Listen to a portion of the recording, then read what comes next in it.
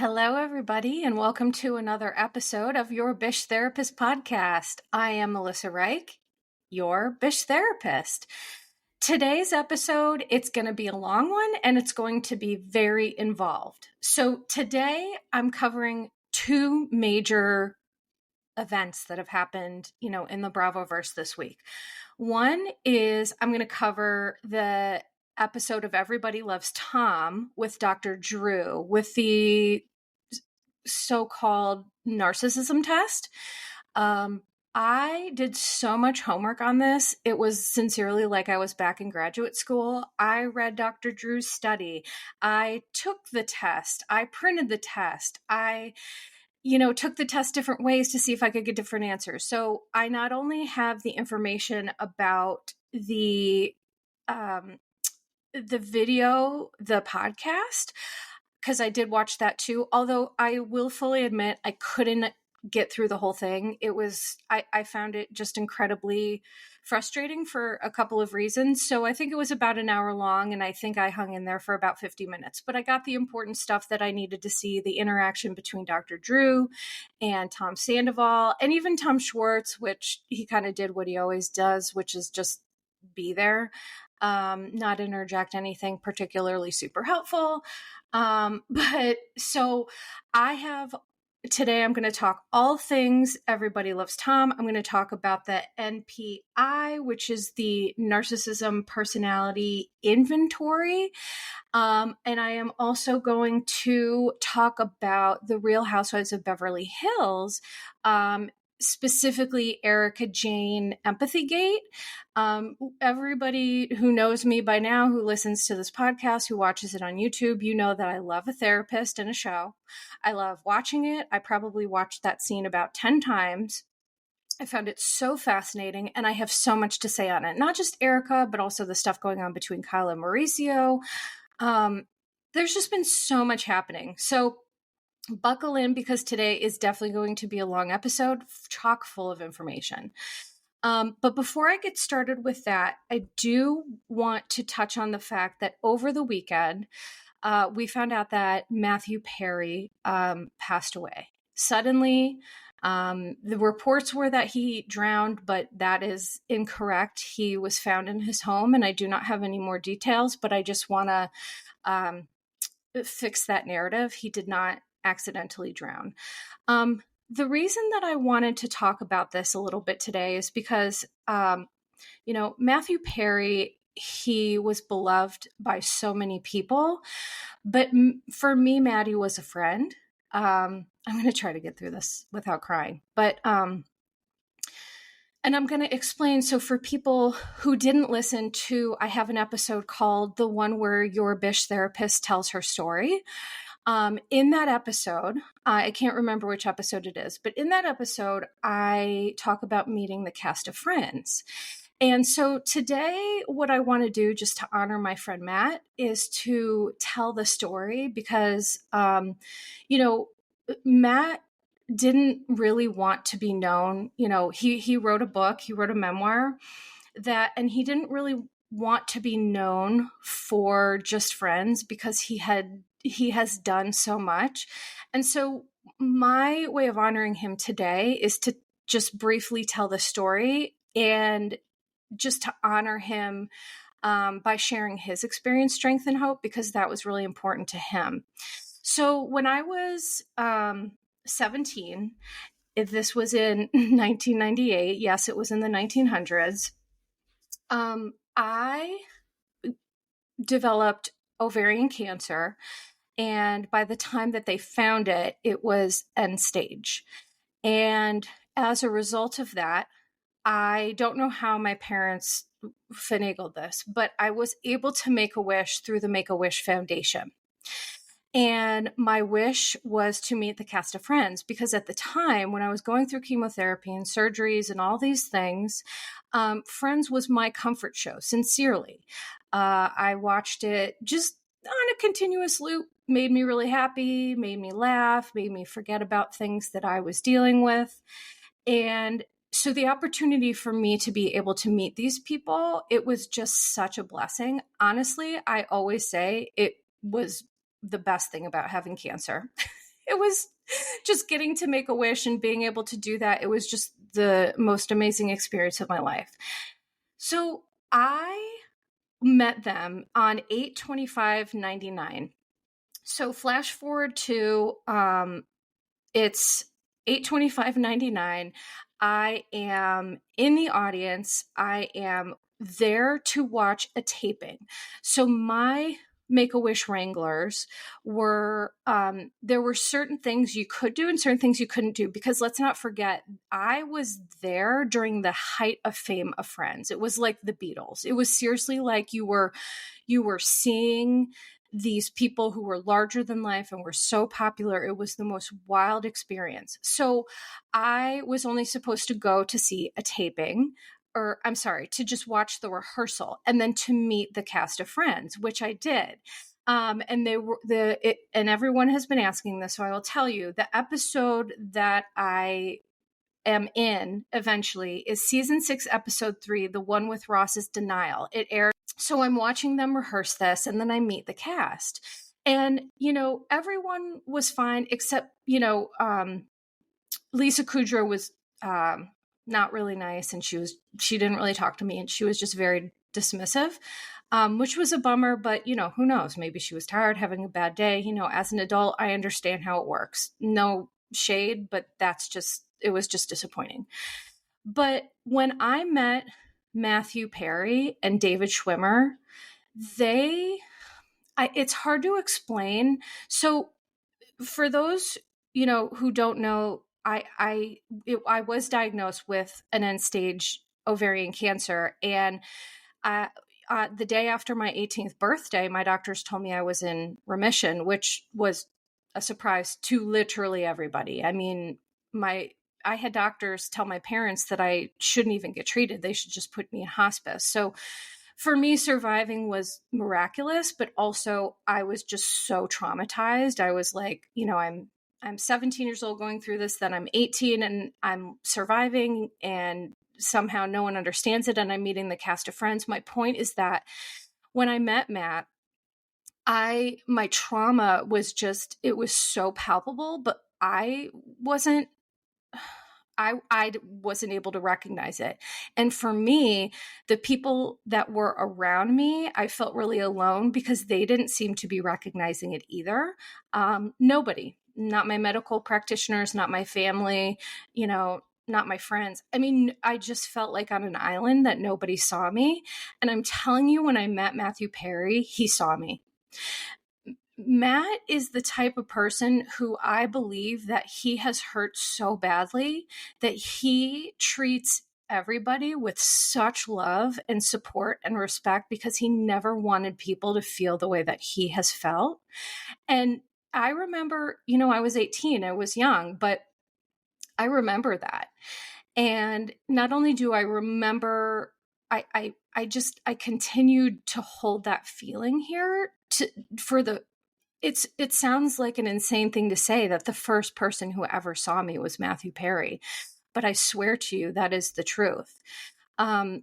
So what Matt did was, not only did he see me, and he really engaged with me when I told him that I was there for the taping, or the rehearsal, he said, "No, that's not good enough."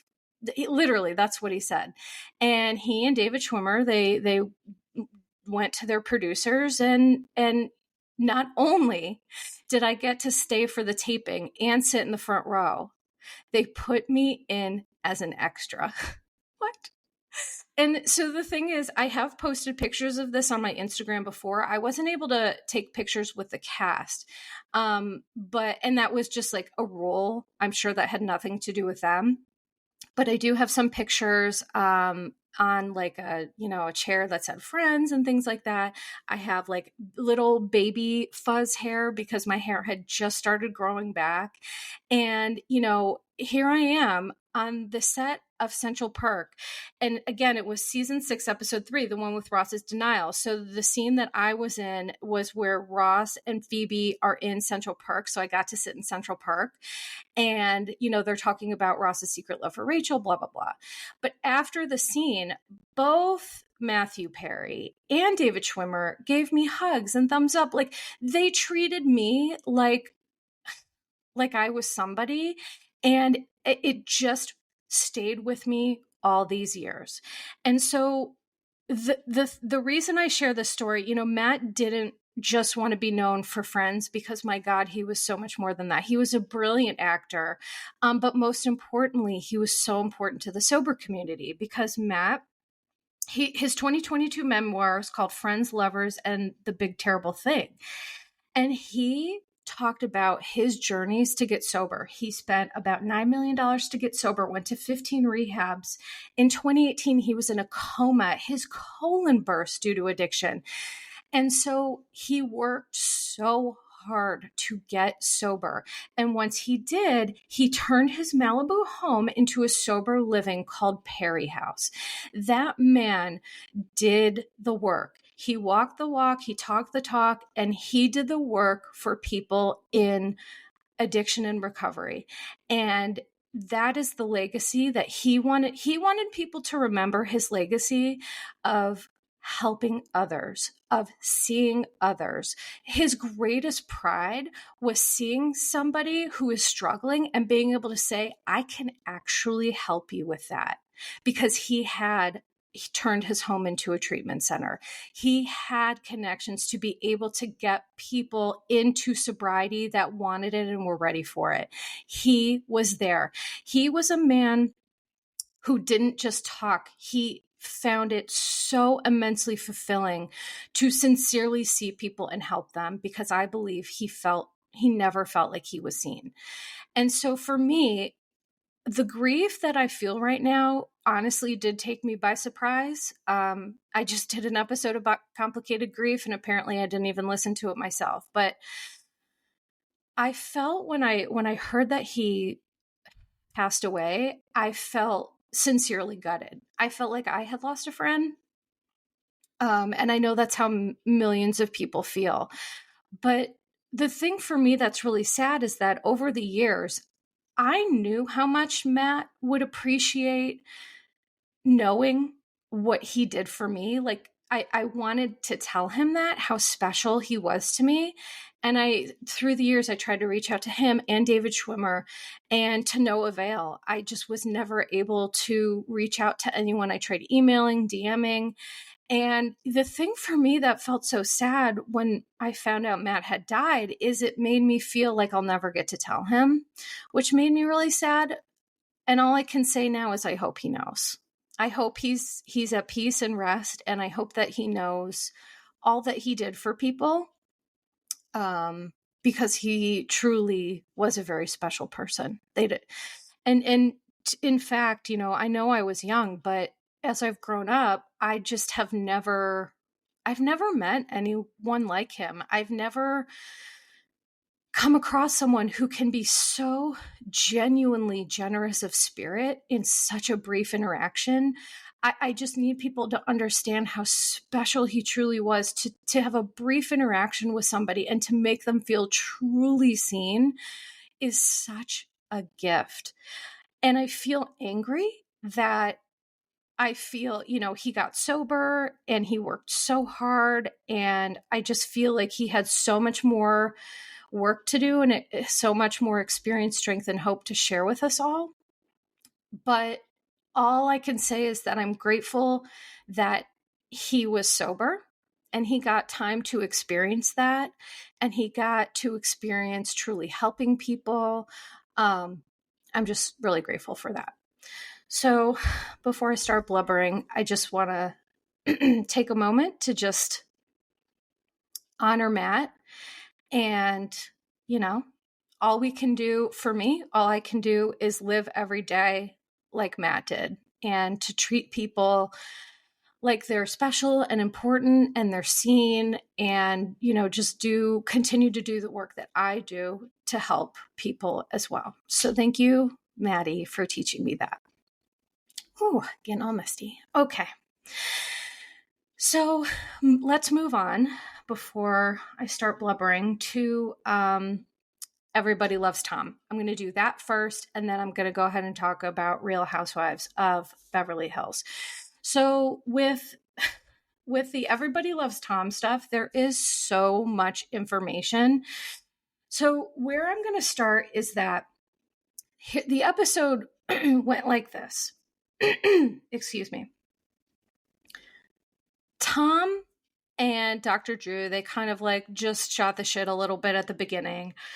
But Dr. Drew asked some questions about like Tom's origin story, which to me, I am always fascinated by people's origin story because I think, we all are flawed. All humans are flawed, and we all have an origin story that explains why we are the way we are.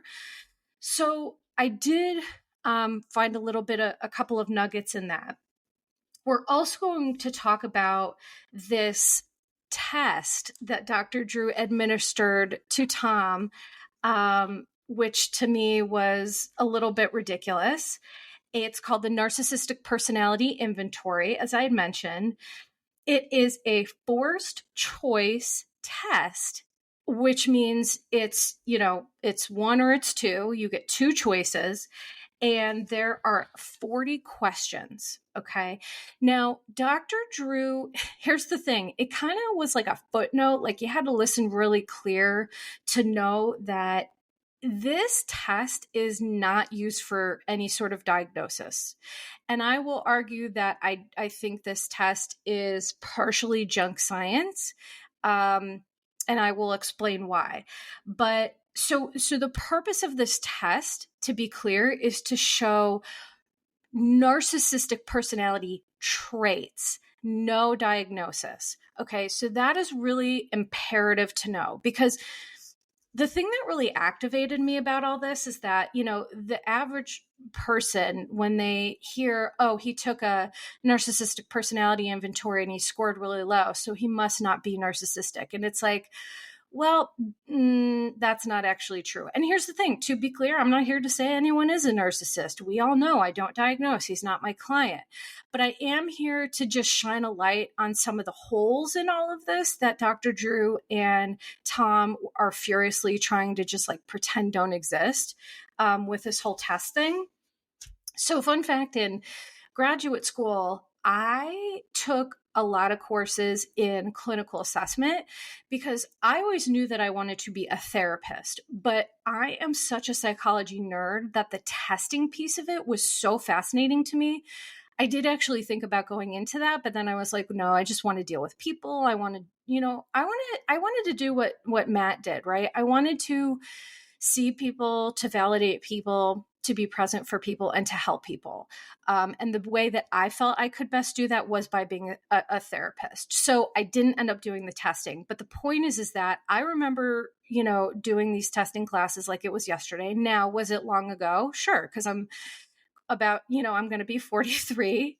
And, this was in grad school, so I'm sure things have changed. But I learned a lot about clinical assessment tools that I just feel like it'd be interesting for you all to know, so you can kind of really think about this quote unquote test. So first, let me talk about Tom's origin story. I'm going to talk about a couple of interesting things that I found in that, and then I'm going to go ahead and talk about the test itself. And I apologize if I'm sniffling a little bit or clearing my throat, but I've been teary all weekend and I'm getting a little bit of a cold. So please forgive. So Tom grew up in St. Louis with an older brother and his two biological parents until they divorced at age 7. And what I found was interesting is that, when Dr. Drew asked Tom about this, he said that the divorce was bleak, and it was an interesting choice of words. And Dr. Drew did say, wow, bleak, that's an interesting way to describe it, for a 7-year-old. So, the one thing that really, here's a couple of things that I wrote down that really fascinated me from that interview. So apparently the Sandoval family, they were supposed to live in like this nice house in a nice suburb, according to Tom. And after his parents separated, his dad moved into the big house alone, and then his mom moved into like a tiny apartment.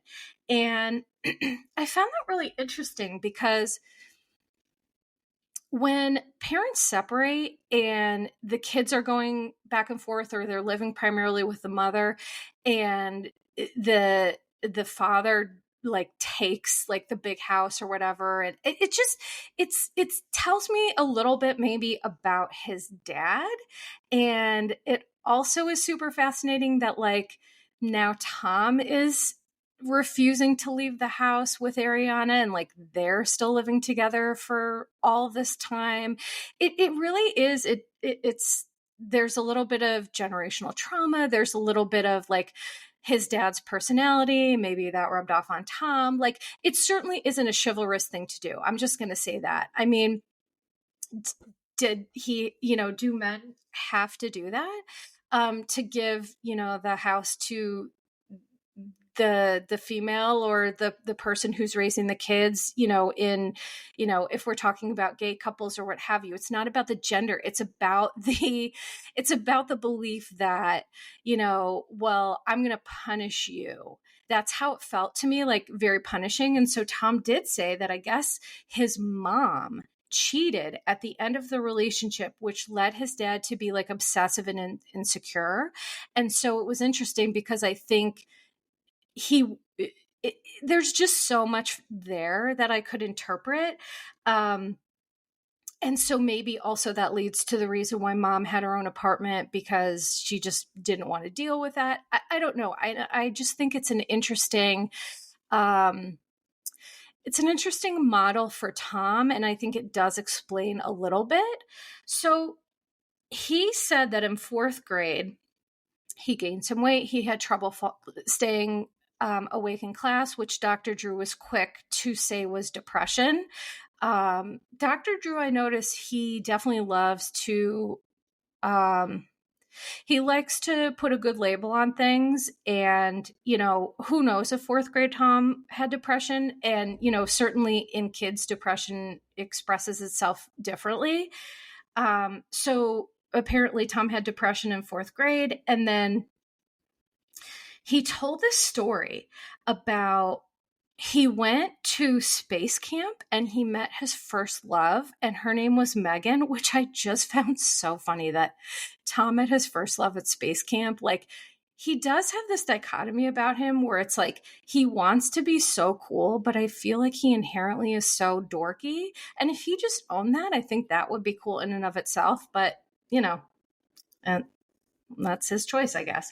So he met this girl who is the love of his life. He claimed her name was Megan. She helped him come out of his shell and get his mojo back, which was a pivotal moment. So after meeting her and going to the space camp, it allowed him to be social and changed how he acted in 8th grade. So he became really popular. He was like, everybody loved him. And so this is the part that I find really interesting, is that he says the popularity got to his head. Sound familiar? And that he became only interested in very popular girls. Does that sound familiar? And in 9th grade, he became literally hated for his behaviors because he was such a cocky shit. Sound familiar? And basically everybody hated him. And it was only after this that he realized to have friends, he needed to be nice and less cocky. Sound familiar? I just feel like what he explained as I'm watching this is literally what we're seeing now, except the difference is he's 40 and he's no longer in 9th grade. And, it's funny. I find it funny that Dr. Drew didn't talk about this or identified it all, because it is eerily similar. And for me, the most fascinating part about this whole story is that, like, Tom didn't just change because he wanted to. He changed because people were mad at him. That is a huge, important part of the story. So is he now, with this whole Sandoval thing and everybody loves Tom, and is he just acting nice to garner favor and to get people back on his side like he did on 9th grade? Here's the thing. Do we all act like little shits when we're young? Certainly. Have I done things I'm not proud of and acted not right? Sure, absolutely. But it just is too parallel to what we're seeing now for my therapist brain is like, it's buzzing a little bit. So it tells me that there's something going on here. And here's why this is also important. Because when I explained to you about the test score, I cannot wait to hear what you all think about this. So first of all, the test that I'm talking about, you can go right now and type it in your browser, and you can go ahead and take the test. It's online, and I encourage everyone to do it just for the sake of, seeing what it's all about.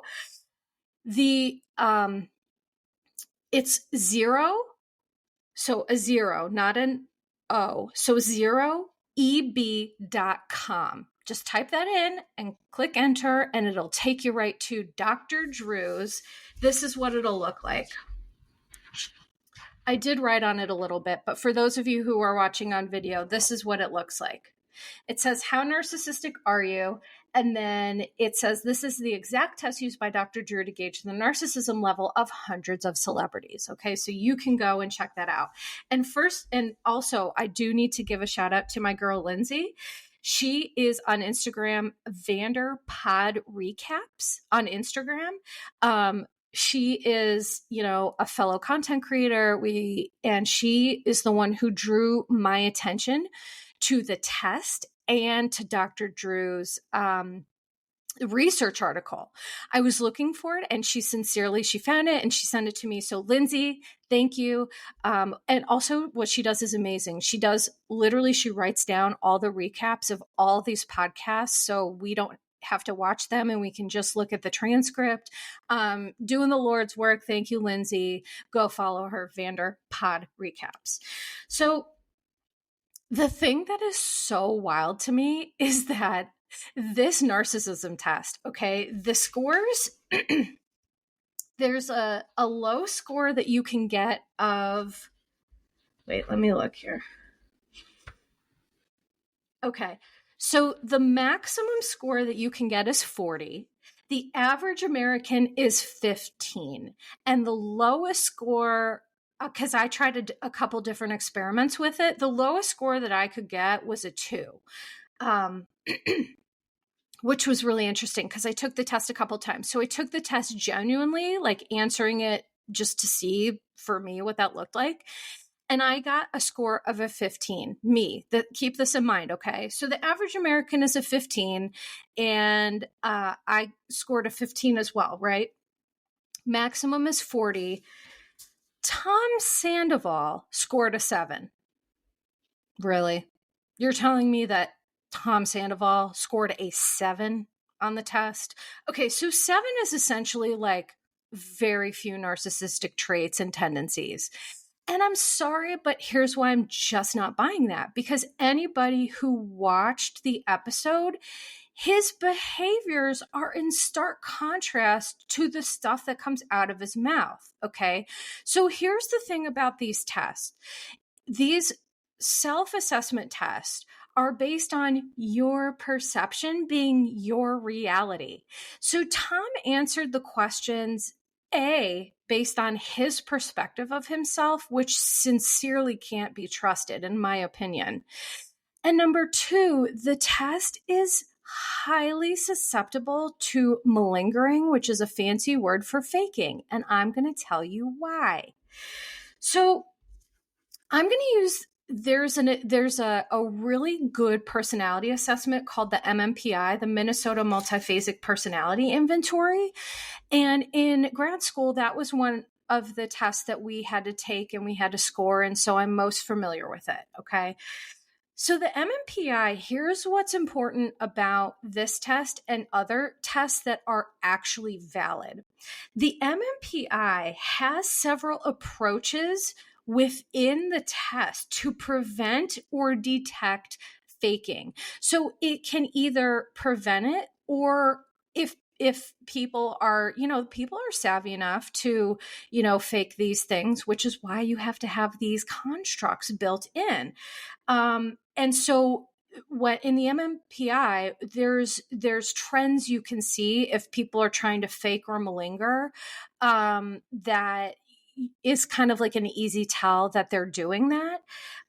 The other thing that the MMPI, and true clinical assessment tools have that this MPI certainly doesn't is social desirability and validity scales are so important because when we're taking a test, we inherently want to have a good outcome. We want to be socially desirable. We want to answer the way we think we should answer, but that's not real life.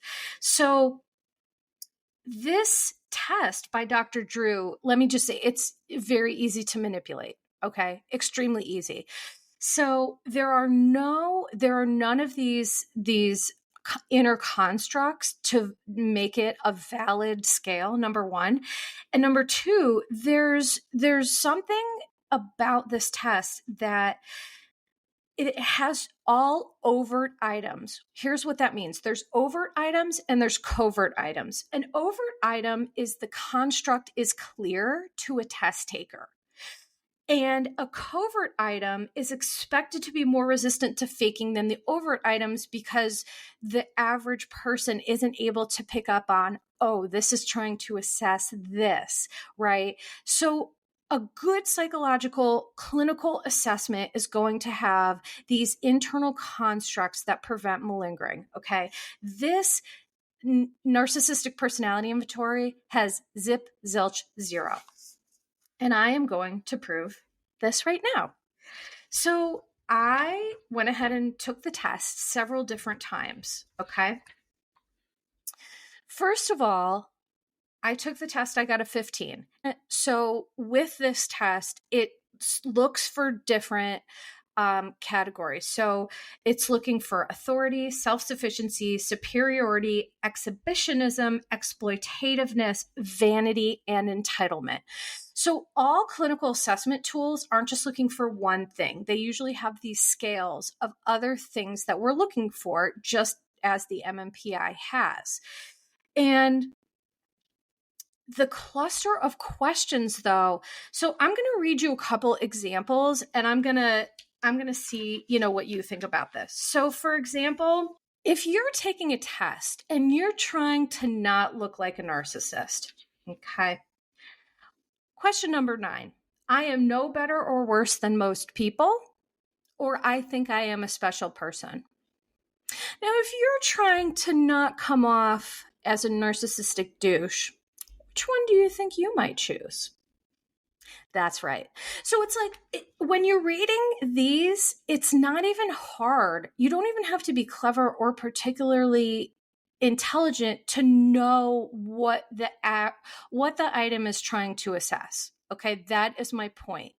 And in these other psychological tests, that is much more challenging, so you get a more authentic result. Now, this test, if you are authentically honest and very insightful and aware of your stuff and can truly answer honestly, does it have some validity? Sure. But it requires honesty, being forthcoming, and an ability to be so self-aware that you can truly answer that question, not in the way that you want to get the result, but in the way that is the true answer to the question, which takes, morals and values. And, I just don't know if Tom has that. He may have taken this test and he may really be a 7, but I'm calling bullshit. It doesn't track and it doesn't align. So going back to, I tried taking this test several times. The first time, just to prove that it could be manipulated, okay? So the first time I got a 15. That was just my general score. Then I took it again, trying to get the lowest score possible, and I scored a 2. So that was me trying to manipulate it to get a lower score, okay? Normal psychological assessments, you shouldn't be able to do that. If I did this with the MMPI, which, by the way, it would take forever because that test is very long and very taxing, I would not have been able to manipulate it. So this test was able to be manipulated like that. Boom, manipulate. Okay. Then I tried to manipulate to get a higher score, and I was able to score a 40, which shows that I understand what this test is trying to do. And I was able to answer all the questions, both in favor to get a high number and to get a low number. So that just kind of pokes a hole through this test right now. Now, the other thing that I find super interesting is that if you do go to OEB or Zero, it has written here, and I'm going to show this in the video for people watching it, but for people not watching it, I'll explain it. It prints out, so your results print out or just like show up on screen that the highest tested celebrity is Robin Quivers with a 34. Okay. So for those of you who are watching, it's insane. And here's why this is insane. And this to me completely took away all accountability of this test, is that could you imagine like a real clinical assessment tool being like, oh, Melissa Reich from Pennsylvania got a blah, blah, blah, blah, blah. Like what kind of assessment tool puts somebody's score for everybody to see? It just felt so gross to me. And here's the thing. So my husband is a huge Howard Stern fan. I can appreciate him, but I don't know.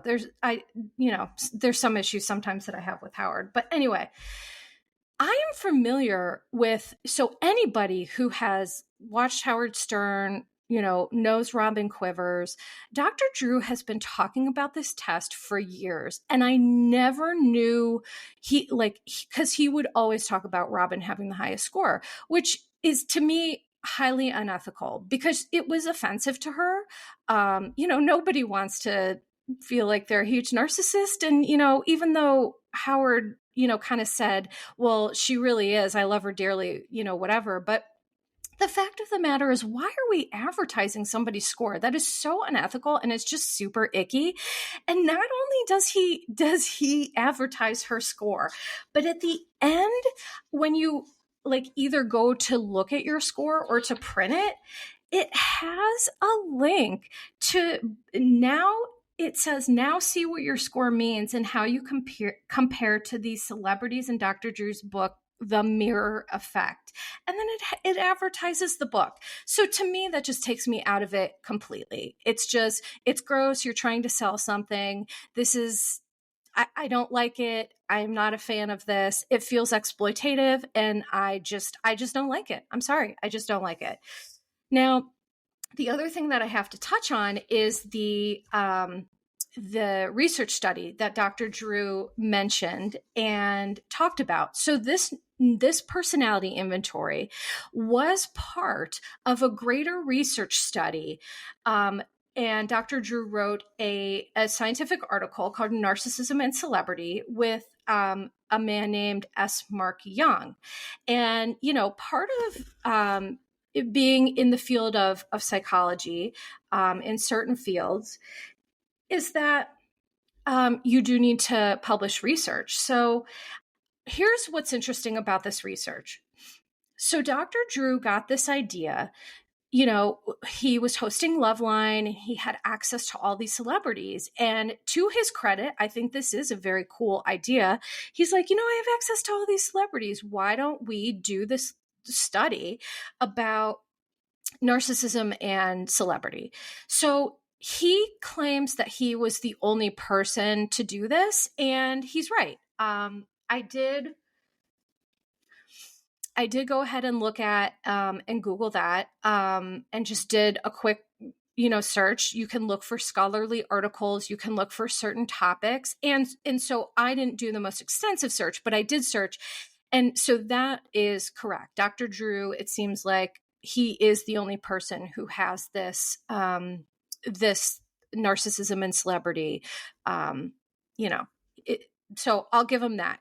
He had a platform, which, by the way, Loveline back in the day was legit amazing. Like, nobody was talking about sex. Nobody was talking about it in a way that was like sex positive or not shameful. So, Dr. Drew really, he was a trailblazer there, and I give him a lot of credit. And so he took this platform that he had and he gave it to, I'm trying to look at how many celebrities he gave it to, because I apologize, but with the limited time I had, I read the study and I just can't find it right now. But so here's the finding of the study, which I find extremely interesting. So the narcissistic personality inventory was used for this study. So keep in mind, Robin Quivers and all these other people who scored these high scores, it was using this particular personality inventory that I'm talking about. Okay, so they used that, and what they found is that female celebrities were found to be significantly more narcissistic than their male counterparts. I don't know if there's misogyny in there. I don't know if that's just accurate, or, because here's my question. Well, are women more insightful and aware, and they're answering more realistically, like they're answering truly, and so now they're getting dubbed more narcissistic? Because as I just mentioned, it would be really easy for people to not answer these questions honestly because they don't want to look like narcissists. So that's, to me, like a flaw, and that was just something my brain thought about, is, are women just more honest and more aware? Bloop. Don't know. But that could be one possible confounding variable. Okay. Reality television personalities had the highest overall scores on the MPI, followed by comedians, actors, and musicians. So also, it found that celebrities may have had these narcissistic tendencies prior to entering the industry, because there was no relationship between the MPI score and years of experience in the industry. And I don't know how faulty that might be, but, I kind of take this all with a grain of salt. Okay. So essentially, those were the findings of the study. I would if people want me to go into the study more, I'm happy to. I just don't want to bore people to death. So I can do another episode where I just completely go into that. But for anyone who's interested, I'm going to post the links to this. It's a Science Direct article. I'm going to post the links to that, and I'm going to post the links to the narcissism test. Now, here's the thing. Anybody who's going ahead and taking this test, take it with a grain of salt. Because there are things. So, for example, my score for authority was high, but that's because I'm very confident, I'm assertive, I'm capable, clear, I know what I'm doing, I know what I'm talking about, and that's self-confidence. But here it's reading as narcissistic. So what I'm saying is, if you take this test, don't take the results too seriously. Take it honestly, take it authentically if you want. And if you garner any insights from it that are helpful to you, great. If you don't, just, get rid of it and just throw the rest away. So let me see here. Oh, okay. So a couple points that I wanted to make are the problems with the test is that when people are inherently narcissistic, they are not great at self-assessment. So if this test requires self-assessment, that's inherently problematic for people who are narcissistic. That's just, to me, a huge hole in this whole thing.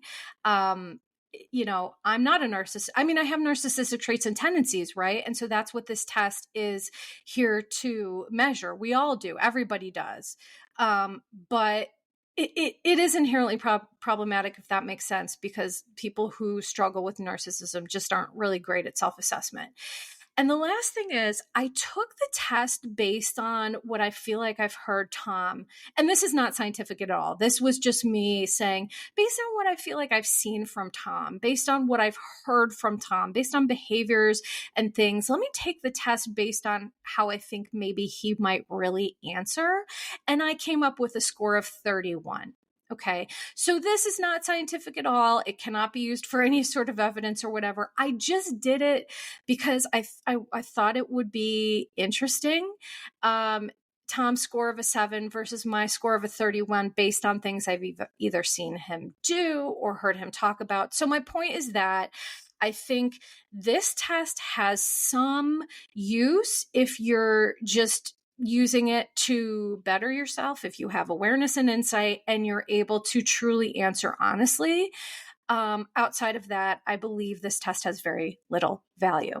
YouTube interview as well. I felt like Tom, he just like repeated the greatest hits, right? So the evidence to support what I'm saying is that he repeated the same thing over and over, that, Rachel wanted to hide things, and that, oh, wait, going back to, by the way, the first love at Space Camp Megan, he said that Rachel reminded him of Megan. Okay, so why is that important? Because he's consistently trying to make excuses for his behavior. Or, well, Rachel reminded me of Megan, and it reminded me of a time when things were good in my life. Well, what does that have to do with these women? That just has to do with your own ego. Also, Sandoval kept saying, well, Rachel or Ariana wanted to hide things, and Rachel came on to me, and, I loved the feeling because it reminded me of Megan. Okay, well, guess what? These are all things that are not going to match with a 7. They're just not. A 7 is someone who is incredibly insightful, aware, able to like say their stuff, have no hubris about it. And that's just not who Tom is. So I'm calling BS, and that's going to be that. So I hope you've enjoyed this portion, and any questions you have for me, please let me know. I'm happy to answer any and all questions. But for now, let us move on to Real Housewives of Beverly Hills. Okay.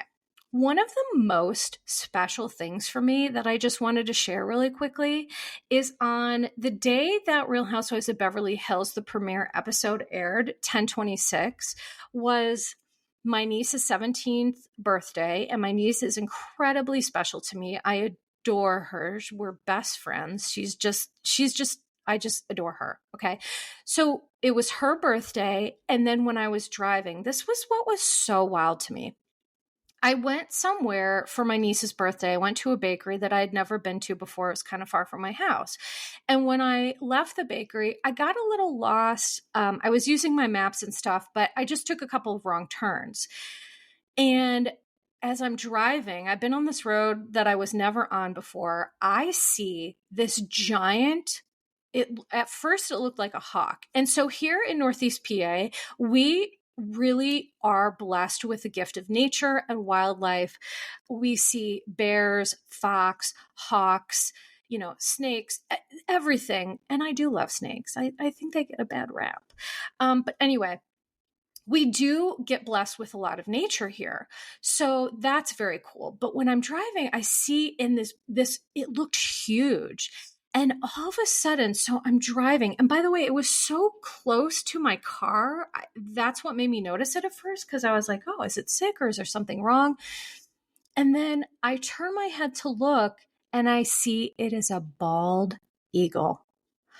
I swear to you, I was like, it felt like one of the most special moments. And I was inherently aware of like, what is the universe trying to tell me right now? This is so special to me. I just thought about it all the way home, because I've never seen a bald eagle outside of a zoo, I don't think. I mean, maybe like, I don't know, maybe once that I forgot or something, but this was so special. And then all of a sudden, Real Housewives of Beverly Hills airs, and there's Eagle Woman. And I'm like, what is the universe trying to tell me? It was just it was too, I don't believe really in coincidence. I think personally, I think things happen for a reason. And I just felt, I just wanted to share that with you all because it was so special to me. And then to see Eagle Woman and just kind of like reinforcing this beautiful gift that I was given earlier that day. And, I love Eagle Woman. She is a spiritual healer, doctor of the soul. I feel like that's what I should call myself now, doctor of the soul. And maybe me seeing an eagle. Am I Eagle Woman too? I don't know. I don't know if that's appropriation or unkind, but I feel so wrapped up in this eagle thing. It's wild. So that was the first thing. Loved Eagle Woman. And I just felt like PK was, douchey to her, because that's just who PK is. PK is too cool for, healthy food and people who are different than him and people who, are spiritual. I just didn't like his attitude. But then again, I'm not a fan of PK. So there you go. But the things that I really want to get to are Erika, Dr. Jen Mann, and Kyle and Mauricio. I want to get to all of that because it was so wild and so fascinating to me.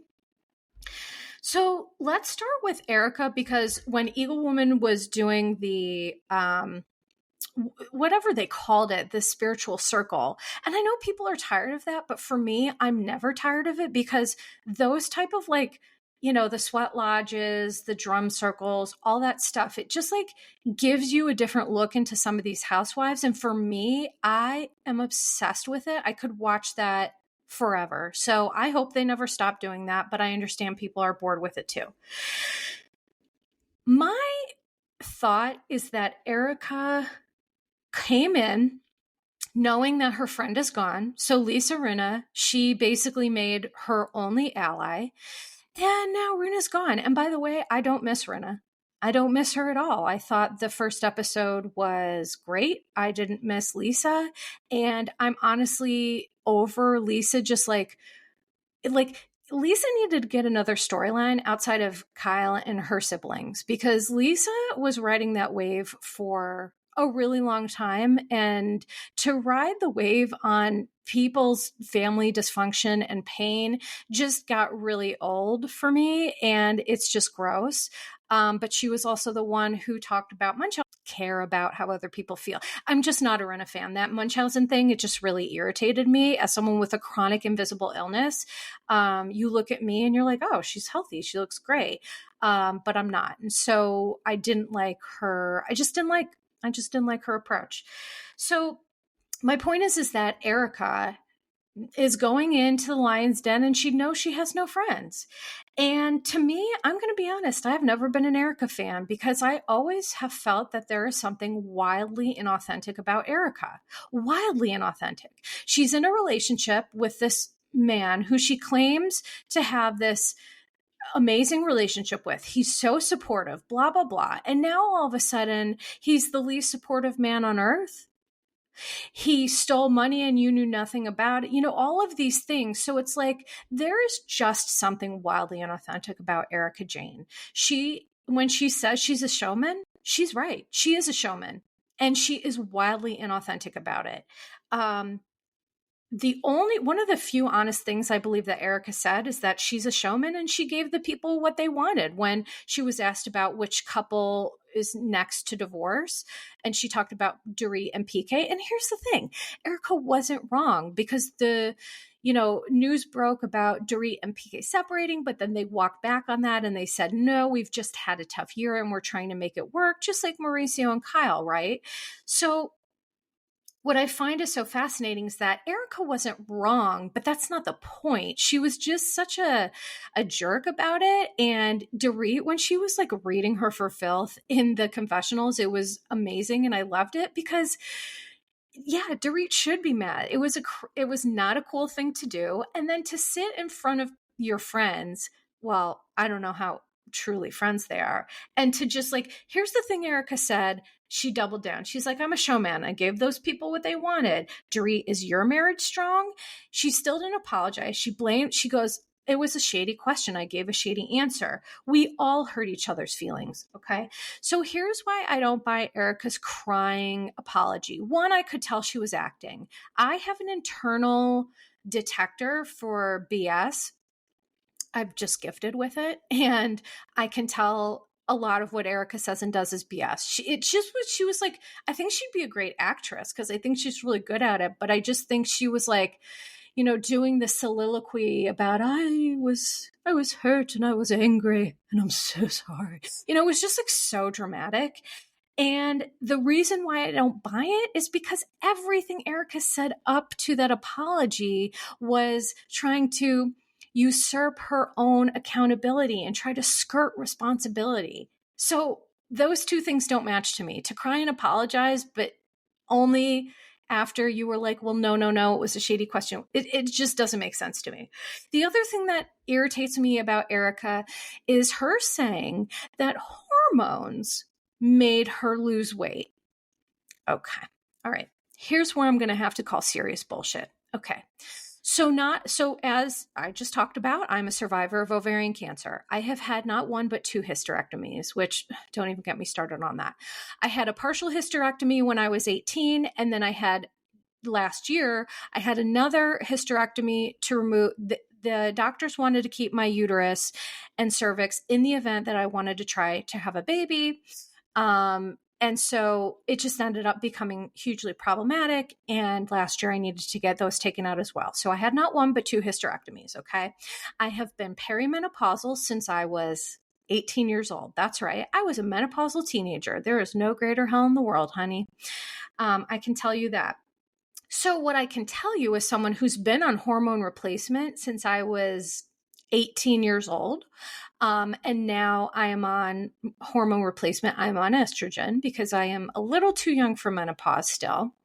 And plus the hot flashes are just, oh my God, they're awful. Anyone going through menopause or who's gone through, oh my gosh, I see you, I feel you. It is just brutal. But my point is that hormone replacement doesn't make you thin. It just doesn't. Hormone replacement can do a lot of things. It can mess with your mental health. It can, create weight gain and all these funky things, but weight loss is not typical. Now, are there some women who did experience that? For sure. I'm not saying this is 100% not likely, but it's the exception and not the rule. So what Erika is doing, which I do not appreciate, is she is using semantics to skirt her accountability or to skirt her, saying, yes, I'm on a semaglutide, I'm on peptides, I'm on whatever it is. So Ozempic and drugs like that are called semaglutides. And guess what? They are life-saving for people who need them. For diabetics, it's life-saving. For, weight loss, people who have an, extreme amount of weight to lose, it's life-saving medication. This medication has a purpose, and the purpose isn't to do medically assisted anorexia. I'm sorry. That's what so many of these celebrities use it for, which then creates shortages for people who do really need it. So I hope everyone is clear listening to this. There is no shade to people who are using it and who need it. That's what the medication's there for. But it irritates me when people like Erika, they're like, well, no, it wasn't that. It was hormones. Okay. So she was placed on something, which, by the way, people who are rich and who are famous, they get better medical treatment than I do. They just do. I never want to be famous, but that would be the only perk for me, is just like great medical treatment that I can't access now.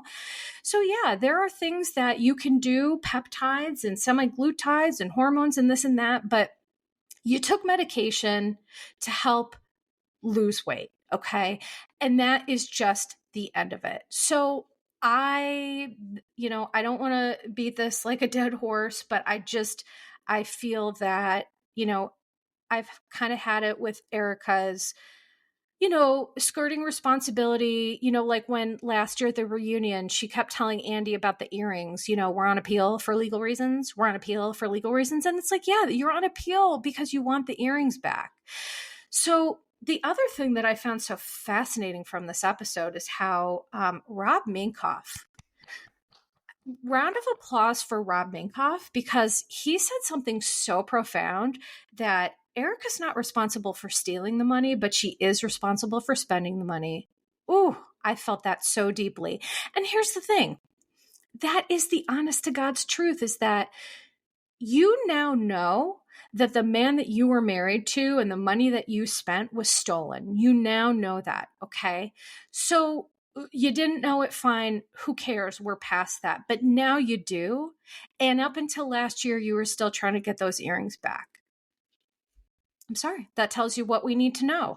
For me, if my husband did that and I bought anything in this house with stolen money, I would personally, I wouldn't be able to sleep at night, and I would liquidate everything that I don't care if I was homeless. I could not sleep at night having things in my home, wearing things on my body that I know was from stolen funds from people who needed it. I just couldn't imagine that. And so this leads to the empathy gate, right? So I have a lot of empathy.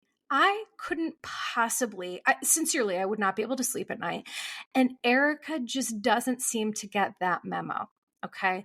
So this whole scene with her and Dr. Jen Mann, who has been a therapist for many other shows, like I think she's done some stuff with Dr. Drew. I think she's done, I've definitely seen her before. And that always gives me pause too, like these celebrity therapists or doctors to the stars who just make their career out of being on TV. To me, they're reality stars as well. So I'm always just a little bit cautious. Also, LA or therapy in LA just seems to be bonkers. Like it just seems to be so different than what therapy should be for the rest of the country. I don't know. It just seems interesting. Being married to the least supportive person in the world. And it's like, okay, remember when she yelled at everyone for years about how amazing Tom was and how supportive he was? And it's like, well, she lived a whole lie, but then she screamed at people for calling her out on the truth, right? To me, that's just like, that's par for the course with Erika.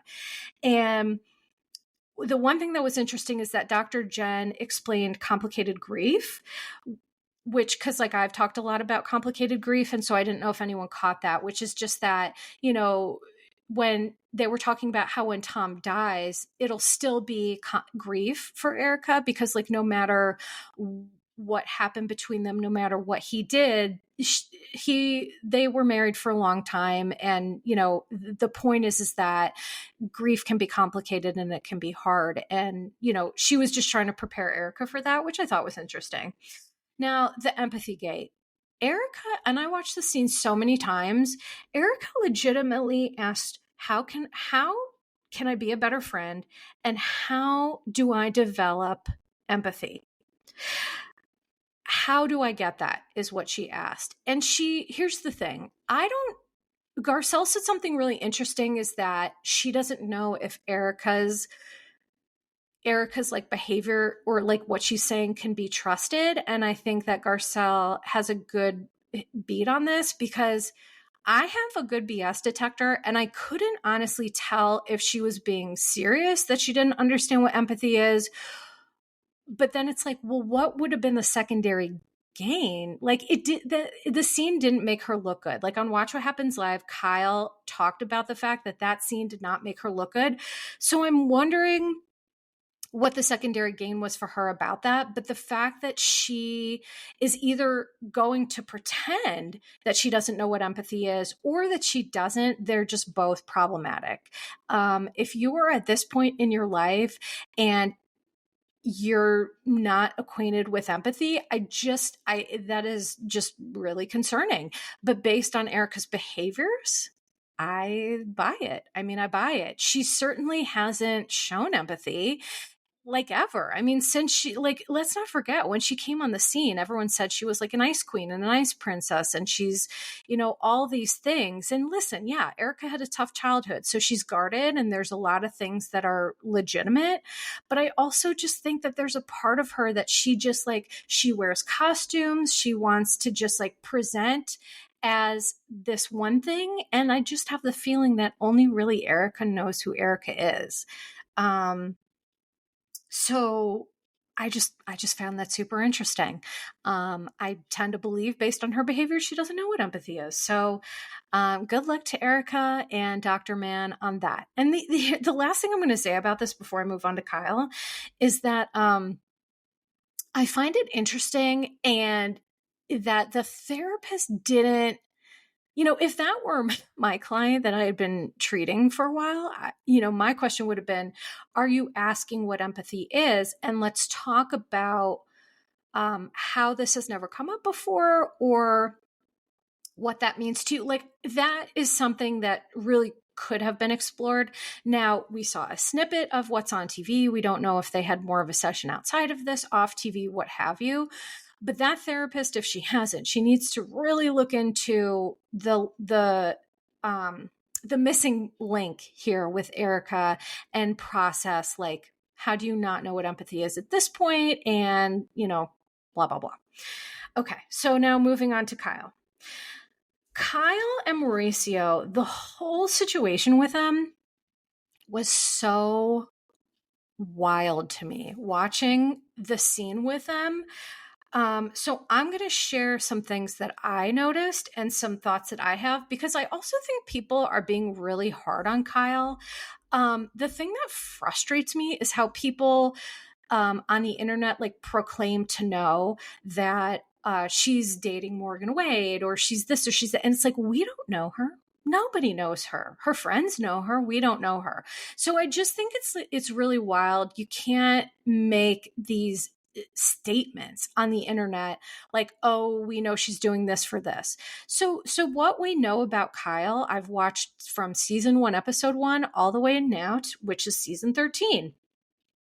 Kyle is obsessed with her children. She is obsessed with giving her children the most love, support, and being the best mother that she can to her kids.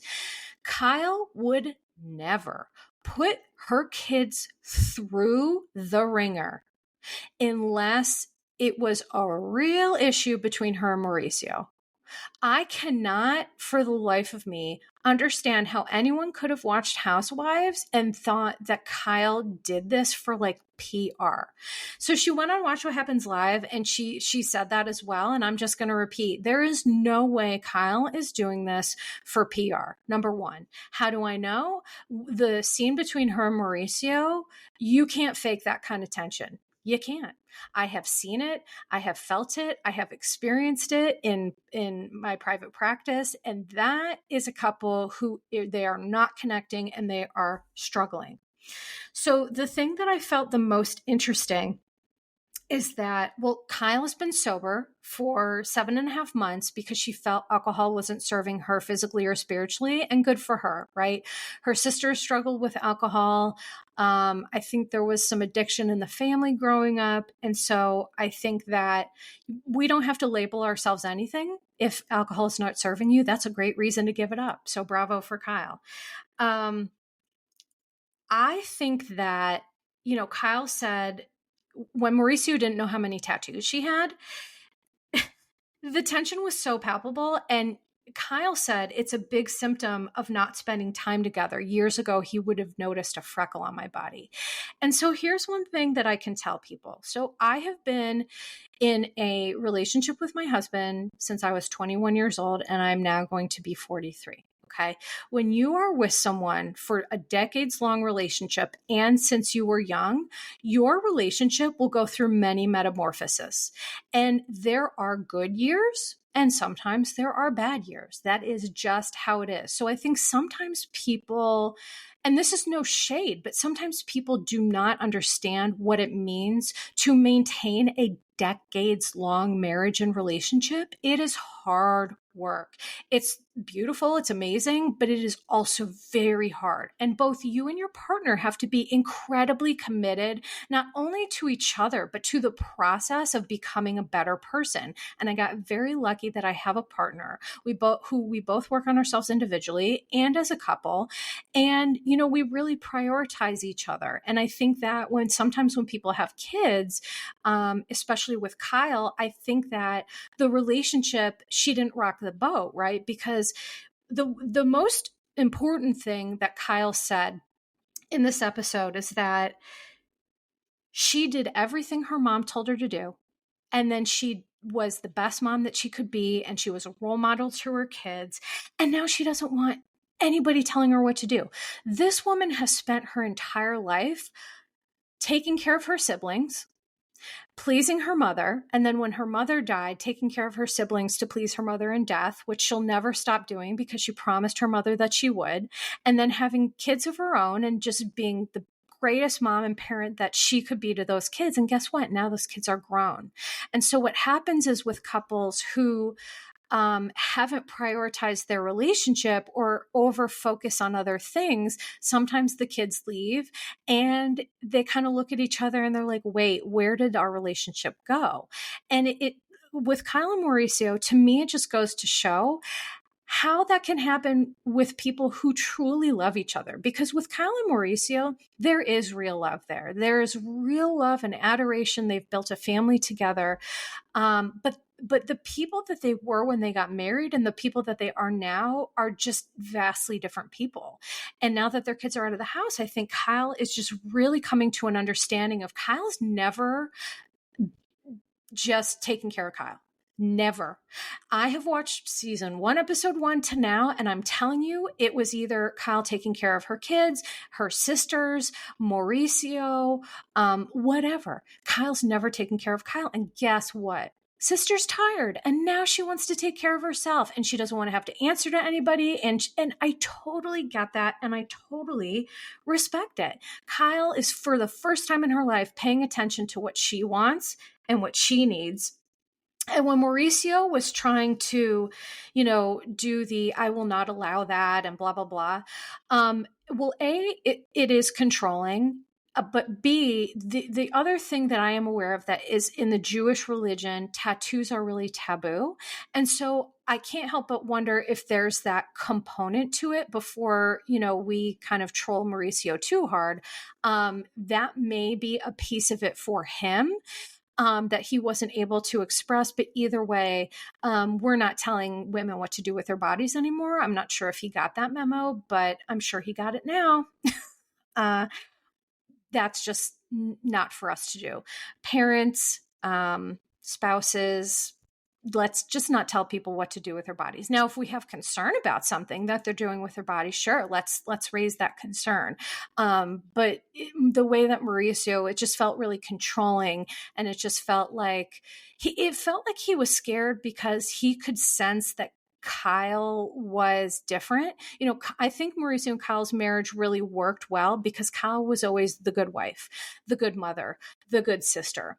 And when she took a step out of that role, it's not uncommon for a spouse to say, I don't like you outside of that role. I miss the Kyle who was always trying to please me, who would listen if I said, please don't do this. I think that he's struggling a little bit with that too, in fairness to him. That's just my opinion. Awareness of is that, Kyle had a lot of painful times with her sisters, the whole thing that happened with Kathy Hilton last season. And then we know that they famously it took a long time to make up. So she was painful times with her sister. She was let down by her friends, feeling disconnected from her husband. She needed an outlet, which was exercise. And I believe this is why Kyle gets so mad that people keep saying she's using Ozempic or semaglutide, because I think Kyle feels very invalidated by the world. When we work really hard for something and we do the work ourselves, for people to just say, oh, you took Ozempic, I think it's highly offensive to her. I don't think Kyle took anything to assist her losing weight. I think she had a lot of grief and trauma that she put into a positive coping mechanism, right? There's positive ways to cope, and there's negative ways to cope, and exercising can be a really positive one. So that's my take on that. I also think that, the interesting thing between Kyle and Mauricio is that maintaining relationships, going back to talking about long-term relationships, maintaining relationships requires accepting all parts of ourselves, but also all parts of our partner. We don't like it, but we must accept it because our partners, and we all have what I would call character defects, personality traits that maybe aren't so great. We all have those, but to truly love yourself and to truly love your partner, you have to accept the good and the bad parts, for lack of a better term. And I just don't think Mauricio wants to accept these parts of her, which is really shitty. It's like, so you're only going to accept her and love her if she has these good parts. Like I think part of the reason, for example, my husband and I are so successful is we do accept those parts of each other, and we're gentle with each other when those parts rear their ugly heads. And that's the best we can do. And it just seems like Mauricio's not able to do that, which I think is really crappy. And I think, at the end of the day, Mauricio's hand-holding with his Dancing with the Stars partner, I think it was passive-aggressive. I think he is pissed off that Kyle is not able to be contained and she's not following the good Kyle rules. And I think it was passive-aggressive. And I think that's really shitty because I think he owes her more than that after all these years of marriage. So that's just my take on that. Now, the last two things that I'm going to talk about, because my God, this podcast is long, and thank you for hanging in there with me. So Dorit, the thing that I want to say is that I believe that, PK was just not there for her after the whole robbery. And here's what everyone keeps saying, that, PK staged the robbery. Okay. Let me tell you something. What I saw from Dorit last season, she's not that good of an actress. And I could tell that she really was severely traumatized and in fear for her life. So here, we don't know that PK did that. I mean, that's a wild accusation, number one. But number two, if it was somehow planned or she knew about, she would not have reacted the way that she did. I can tell Dorit is traumatized. And here's also how I can tell that the trauma is real. So what happens is PK goes to London and is just completely unsupportive, just emotionally alienates PK or Dorit because she's not the perfect housewife. She's having issues. And what happens in relationships is when partners stop meeting needs due to their own issues, it's emotional alienation. And when the one thing that I truly believe leads to divorce and the death of a couple is when couples stop talking. When couples stop talking, when communication ceases, it strangles the relationship. And so what I think that I'm seeing is that, Dorit said, I wish something big happened, like he cheated, but it wasn't that. And it's like, her perspective on this is so wild. It's like emotional alienation is literally the worst thing you can do to a partner, and it causes the death of a relationship. So I think her perspective on it is weird. Like, sometimes people feel like, well, someone needs to do something really egregious, but this is egregious. You can't just like withhold your love and support because he feels her PTSD is obnoxious. Oh my God, I can't wait till that episode airs. I'm going to talk a lot about that. So that's kind of what I think is going on there. Now, the last thing that I want to address is that the Morgan Wade thing and Kyle, here's what I'm going to say about this. Whether she's in a relationship with Morgan Wade or not, what is frustrating to me is that over focusing on that, like, yes, would it be salacious, for her and Mauricio to separate and then for Kyle to be in another relationship? Sure, of course. That would be shocking to people and salacious. But what I don't like is it's more salacious somehow because Morgan's a woman. And so truly, I think that most people don't realize this, but what it is, it's fetishizing queer culture. And there's an underlying bit of homophobia in that, which is like, it doesn't matter if she's dating a female or a male. It's wild and it's salacious, but like the over fixation on it because Morgan is a female and is gay, I find it fetishizing queer culture, and I'm just not here for it. So Kyle says that her and Morgan are friends. And guess what? That is all that we can know for now. And it shouldn't matter. To me, it doesn't matter if they're dating or if they're not. I hope Kyle's happy. I hope Mauricio's happy. And I just don't like the overfocus on it because of that reason. Okay. So please don't at me. That's just how I feel. And then the last two bits of information are, I don't like on Watch What Happens Live doing the shot ski with sober people. Don't do that. Stop doing it. We don't need it. To me, that's obnoxious. Kyle is sober, and she asked right before they did the shot ski, she's like, this is just water, right? And Andy has done this multiple times with, so here's my solution. Don't have sober celebs on when you're doing a shot ski night. Just don't. There's no reason to do it because here's why it aggravates me. Recovery, for people like, again, Matthew Perry is so precious and so important. And even the behavior of doing something like that can trigger something in people who are sober. And so Kyle just abstained from alcohol. We don't know if she has an issue or how she identified it. But at the same time, I just don't like it. It just seems really gross to me. So thank you so much for hanging in for this super extended episode of Your Bish Therapist podcast. I appreciate you all very much. As always, please let's remember to be the light in the world we want to see and take care of ourselves and each other now more than ever. Disclaimer. Posts are not intended to diagnose, treat, or provide medical advice. Your RHOBH therapist is for entertainment and informational purposes only. The podcast, my opinions, and posts are my own and not associated with past or present employers, any organizations, Bravo TV, Greyheart Productions, or any other television network. The information in YBT podcast and on its social media is provided for general informational purposes only and is not intended to diagnose or treat. Please do not act or refrain from acting based on anything you read, see, or hear on YBT podcast or associated social media. Communicating with YBT via email and or social media does not form a therapeutic alliance. Melissa, operator of YBT, is unable to provide any therapeutic advice, treatment, or feedback.